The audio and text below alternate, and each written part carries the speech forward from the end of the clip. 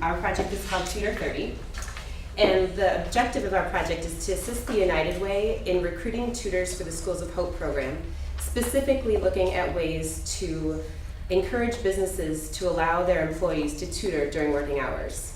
So our end product that we envision is to be able to provide the United Way with marketing materials that they can use to go to businesses and approach them about supporting their employees in being Schools of Hope tutors.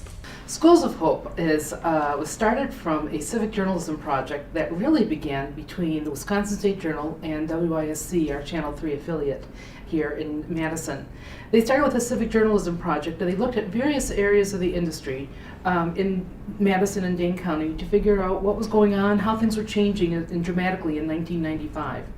They got to the schools, they went to the school system, they started taking a look at the data, and they thought, oh my word, there is a huge achievement gap here between children of color and white children.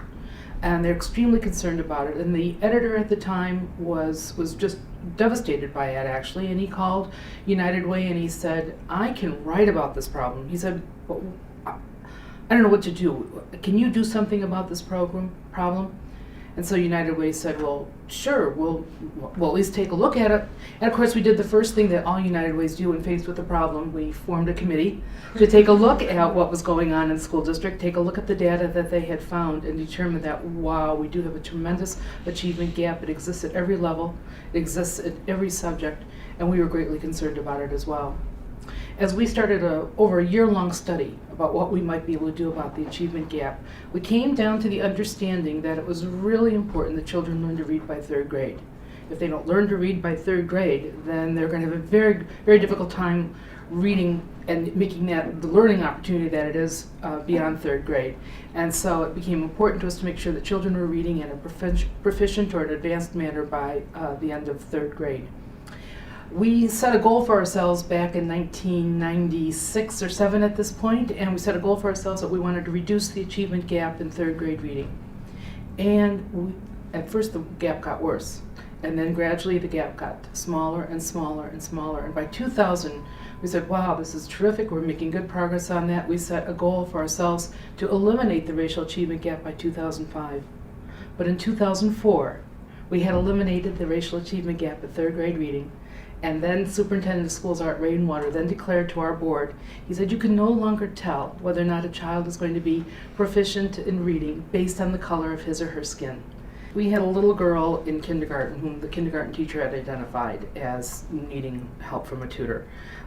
They had identified that she was behind developmentally in kindergarten and had very small language abilities.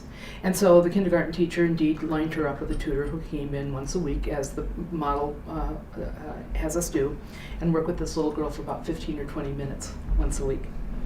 And after the first time that the tutor showed up, a woman showed up to work with the little girl. Incidentally, the little girl's mother was in prison, and she was being raised by a male relative. And every day after the tutor first came, the little girl would go up to the kindergarten teacher and said, is today that day the lady is coming for me? Is today the day that lady is coming for me? It was something like Thursdays. And indeed, the woman showed up on Thursday again. How needy that child was to have the attention of this wonderful woman who came in once a week to speak with her and to work with her and to read with her. And indeed, that little girl got way caught up. The kindergarten teacher shared this story last year because she was just amazed at what the additional time and attention that one tutor can create in a child's life.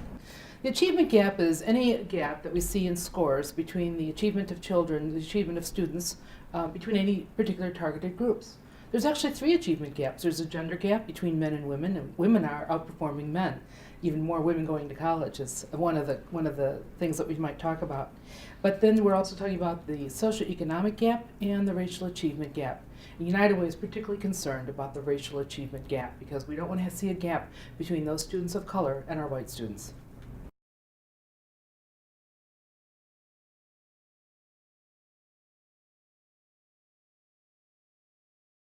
It's cliche to say that it's such a rewarding experience for me, and I say it every year, especially when I get to May and the school year is over and I've met with this student all year long, and I can't believe the year has gone so fast, and I feel so good about going there. It's just amazing. And I've been doing this since 2005, so I'm on my 9th year. I'm working with my 9th student. I work with a single student for 1 year.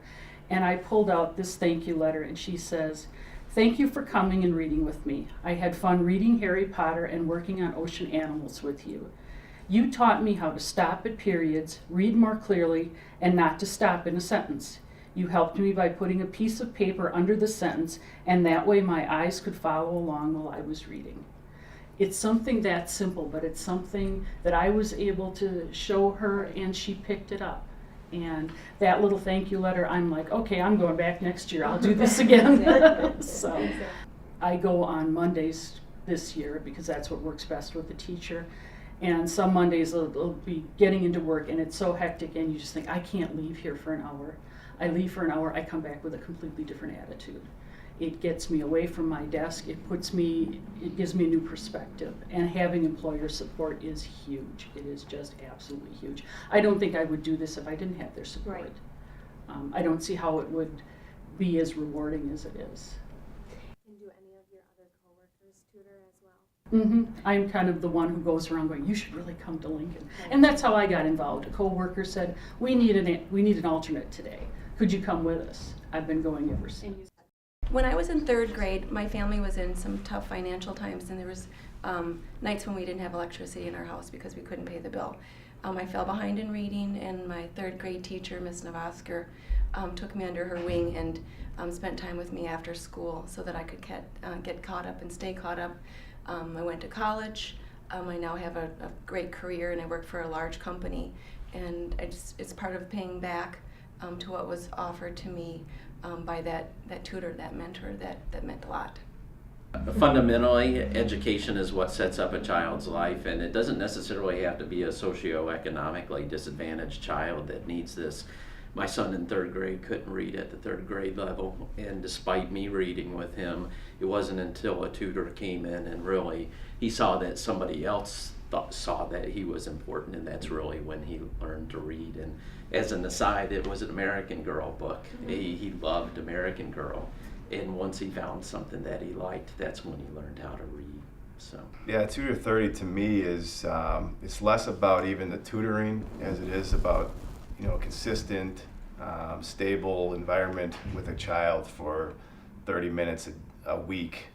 I think about the times where I'm distracted with things outside of work and how difficult that is for me to concentrate and get things done. And I think about these kids, and we talk about the socioeconomic issues and free and reduced lunch and all the things I've got working against their just ability to concentrate on learning. And if I can provide 30 minutes of stability for them to reach them on a relationship level, maybe that helps them learn a little bit, and maybe that gives them a stable relationship that they can build on into the future. I want to get involved with Tutor30 because we have an issue in Madison. We have a racial achievement gap. We have a solution, Schools of Hope, but we have a need. We have a need for tutors. I work at a huge employer in town that's filled with intelligent people that care and want to help, but they're not really sure how. So Tutor30 helps bridge that gap between Schools of Hope and a base of volunteers who can help and who can ultimately work to make a better community. Before 3rd grade, you learn to read. After 3rd grade, You read to learn.